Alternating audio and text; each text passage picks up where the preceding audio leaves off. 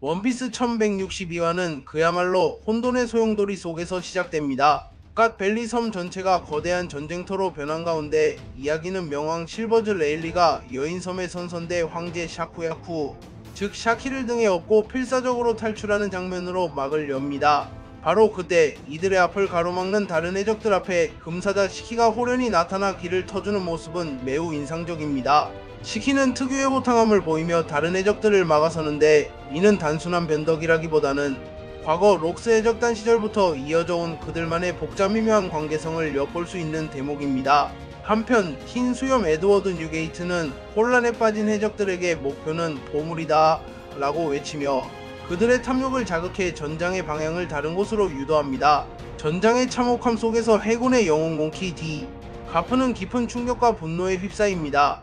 그의 눈에 비친 것은 해적들 간의 싸움뿐만이 아니라 이 거대한 사건에 휘말려 무참히 희생된 수많은 민간인들의 모습이었기 때문입니다. 아이와 노인과 일 것 없이 쓰러져 있는 시신들을 보며 가프의 얼굴은 무겁게 굳어지고 그는 떨리는 손으로 전보벌레를 들어 해군 원수 생고쿠에게 연락합니다. 그의 목소리에는 억누를 수 없는 분노가 담겨 있었고, 생고쿠, 너는 이 모든 것을 알고 있었던 거냐? 라는 질문은 단순한 확인이 아닌 세계정부와 해군 상층부의 결정에 대한 근본적인 회의감과 배신감을 드러내는 절규에 가까웠습니다. 이 장면은 갓 벨리 사건이 단순한 해적 소탕 작전이 아니라 세계정부가 어떤 거대한 목적을 위해 민간인의 희생을 묵인 혹은 계획했을 가능성을 강력하게 시사합니다. 장면은 전환되어 이 이야기의 중심인물인 록스 D 지백에게 초점이 맞춰집니다. 그는 세계의 왕이 되겠다는 야망을 가진 무자비한 해적으로 알려져 있지만, 지금 그의 모습은 한 명의 아내와 아들을 지키기 위해 필사적으로 도망치는 가장의 모습입니다. 그의 등에는 아내 에리스와 어린 아들 티치가 엎여 있으며 그들의 뒤를 쫓는 것은 세계정보 최강의 무력 집단인 신의 기사단과 그 단장 피가랜드 갈링성입니다. 하지만 록스를 위협하는 것은 그들뿐만이 아니었습니다. 더욱 충격적인 것은 형체를 알아볼 수 없는 악마와 같은 모습으로 변해버린 데비 일족이 록스를 향해 저기를 드러내며 달려들고 있다는 사실입니다. 그들 중에는 록스가 아빠, 마귀알몸이라고 부르는 바로 자신의 아버지와 할머니까지 포함되어 있었습니다. 록스는 경악과 혼란 속에서 젠장, 저 사람들은 죽지 않는 거야? 라고 외치며 절망감을 표출합니다. 계속되는 절체절명의 위기 속에서 록스의 아내 에리스는 중대한 결단을 내립니다. 그녀는 록스의 품에서 스스로 뛰어내려 그와 아들 티치의 도주를 위한 시간을 벌기로 마음먹습니다. 록스는 지금은 도망치는 수밖에 없어. 잡힌 사람들은 전부 저것으로 변했다고 라며 그녀를 말리지만 에리스의 의지는 단호했습니다. 에리스는 과거 자신이 해적이었음에도 불구하고 따뜻하게 받아준 데비 일족과 자신을 사랑해준 록스의 부모님을 회상하며 입을 엽니다. 집에 난 이미 자랑스러운 데비 가문의 일원이야. 그녀의 외침은 자신이 더 이상 도망쳐야 할 이방인이 아니라 이 일족의 운명을 함께 짊어져야 할 존재임을 선언하는 것이었습니다. 그녀는 만약 자신이 아이 하나 제대로 지키지 못하고 그저 록스에게 매달리기만 하는 연약한 여자였다면 애초에 록스는 자신을 사랑하지 않았을 것이라며 그의 본질을 꿰뚫어 봅니다. 에리스는 만약 잡히게 된다면 티치를 죽이고 나도 목숨을 끊겠어. 살아남는 거야. 루루시아에서 보자. 지백이라는 비장한 말을 남깁니다. 훗날 상황이 되는 샬롯 링링은 혁명군 간부 엠포리오 이방코프를 제압하고 마침내 전설적인 동물계 환수종 악마의 열매 물고기 열매 모델 청룡을 손에 넣습니다. 그녀는 만족스러운 미소를 지으며 카타쿠리에게 줘야겠어. 내 미래의 선원들은 엄청난 힘이 필요하니까 라며 자신의 강력한 가족 해적단을 구상하는 모습을 보입니다. 이 순간 갓 벨리에서 노예들을 해방시키기 위해 분투하던 바솔로뮤 쿠마가 갓 얻은 도톰도톰 열매의 능력으로 사람들을 안전한 곳으로 날려보내며 도와주는 장면이 스쳐 지나가 링링의 이기적인 욕망과 쿠마의 이타적인 행동이 극명한 대조를 이룹니다. 하지만 링링의 기쁨은 오래가지 못했습니다. 그녀의 등 뒤에서 예기치 못한 인물, 젊은 시절의 카이도가 벼락같이 나타난 것입니다. 카이도는 인정사정 볼 것 없이 거대한 곤봉으로 링링의 안면을 강타했고, 정신을 잃고 쓰러진 그녀의 손에서 미끄러진 청룡 열매를 즉시 집어 삼켜버립니다. 열매를 먹자마자 그의 몸은 거대한 용으로 변하기 시작했고, 포효와 함께 하늘로 솟구쳐 올라간 벨리의 상공을 가로지릅니다.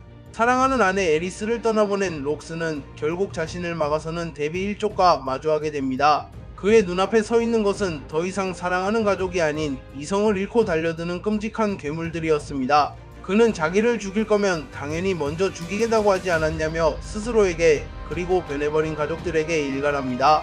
록스는 결국 눈물을 머금고 자신의 손으로 아버지와 할머니를 포함한 데비 일족의 친척들을 모두 베어버립니다. 가족을 죽여야만 했던 그의 심정은 이루 말할 수 없는 고통이었을 것이며 이 비극은 그의 마음에 지울 수 없는 상처와 어둠을 남겼을 것입니다. 이 처절한 전투의 끝에 신의 기사 단장 피가랜드 갈링이 중상을 입고 피를 토하며 쓰러져 있는 모습이 보입니다. 이는 록스가 단순히 도망만 다닌 것이 아니라 신의 기사 단장과 호각 이상으로 싸워 그에게 치명상을 입혔다는 것을 의미하며 록스의 전투력이 상상을 초월하는 수준임을 증명합니다. 록스가 힘겨운 싸움을 끝내고 잠시 숨을 고르던 그때 갓 벨리 섬의 하늘이 순식간에 어둠에 잠식되고 섬 전체에 설명할 수 없는 위압감이 내리누르기 시작합니다. 그곳에는 상상조차 할 수 없었던 끔찍하고도 신성한 존재가 강림하고 있었습니다. 오로성 중 한 명인 제이 가르시아 세턴성이 일본의 요괴 유키의 모습으로 변신한 채 섬에 나타났고 더욱 충격적인 것은 그의 거대한 머리 위에 칠흑같은 실루엣의 존재가 함께 타고 있었다는 사실입니다. 비록 모습은 검은 그림자로 가려져 있었지만 그 존재가 뿜어내는 압도적인 존재감과 사악한 기운은 그가 바로 세계의 진정한 지배자 이무임을 직감하게 했습니다. 록스는 본능적으로 눈앞의 존재가 지금까지 상대해온 그 어떤 적과도 비교할 수 없는 궁극적인 위협임을 깨닫고 지친 몸을 이끌고 다시 전투 태세를 갖춥니다. 절망적인 상황 속에서 록스가 홀로 이무와 세턴성을 맞서려던 순간 그의 곁으로 거대한 인형이 다가와 섰습니다. 바로 흰 수염 에드워드 뉴게이트였습니다. 록스는 의아한 표정으로 그를 돌아보며 묻습니다. 뉴게이트 알잖아. 어차피 네가 이 싸움에서 이득 볼 건 없다고. 그래도 도와줄 거냐?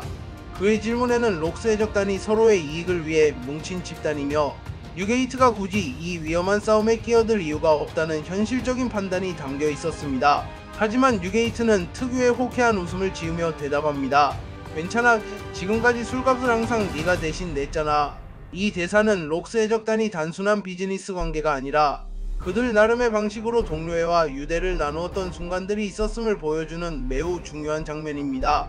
특히 선장인 록스가 술값을 계산하며 동료들을 챙겼다는 의외의 모습은 그가 단순히 폭군이기만 한 것이 아니라 나름의 카리스마와 리더십으로 선원들을 이끌었음을 짐작하게 합니다. 록스와 흰 수염이 나란히 서서 전대미문의 적과 대치하고 있을 때 하늘에서 거대한 용이 강림하며 전장에 합류합니다.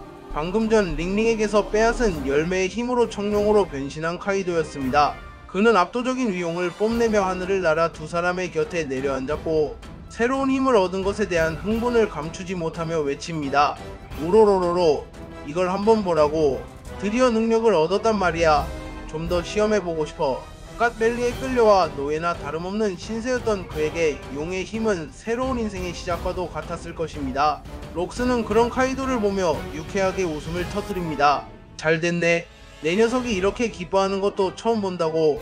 와. 이 대화를 통해 우리는 록스가 카이도를 단순한 부하가 아닌 그의 성장을 지켜보고 기뻐해 줄 수 있는 관계로 생각했음을 알 수 있습니다. 이무와 세턴성의 등장은 섬 전체를 충격의 도가니로 몰아넣었습니다. 최전선에서 싸우던 해병들과 세계 정부 요원들은 자신들이 신처럼 떠받들던 오로성, 세턴성의 끔찍한 규키 형태로 변한 모습을 보고 경악과 공포의 진려 비명을 지릅니다. 세턴성, 그 형태는 뭐죠? 으악, 괴물이야. 그들의 외침은 세계 정부의 신성함과 권위가 한순간에 무너져 내리는 순간을 상징합니다. 한편 가프는 이 비현실적인 광경에 이건 꿈일 거야. 섬에서 도대체 무슨 일이 벌어지고 있는 건데? 라며 절망적으로 외칩니다. 그의 반응은 상식과 정의가 통용되지 않는 세계의 근원적인 어둠을 마주한 인간의 무력감을 나타냅니다. 반면 꼴디, 로저는 이 모든 상황을 두려움이 아닌 순수한 환희와 흥분으로 받아들입니다. 경배한다. 영광스러운 모험의 나날들이여. 나는 여태껏 아무것도 알지 못했던 거야. 그의 눈은 미지의 존재와 세계의 비밀을 마주한 모험가의 호기심으로 빛나고 있으며 이는 그가 왜 훗날 해적왕이 될 수 있었는지를 보여주는 대목입니다. 뉴게이트의 질문에 록스는 이무의 실루엣을 똑바로 노려보며 자신만만한 미소와 함께 대답합니다. 방금 뭐라고 물었지? 어디 보자. 그래, 우리가 지금 보고 있는 건 바로 세계 그 자체다. 록스의 이 마지막 대사는 이무가 단순한 괴물이나 적이 아니라 이 세상의 법칙과 질서, 역사를 지배하는 시스템 그 자체임을 선언하는 것이며, 갓 벨리 사건의 진정한 의미와 함께 앞으로 펼쳐질 거대한 싸움의 본질을 암시하며 1162화에 막을 내립니다.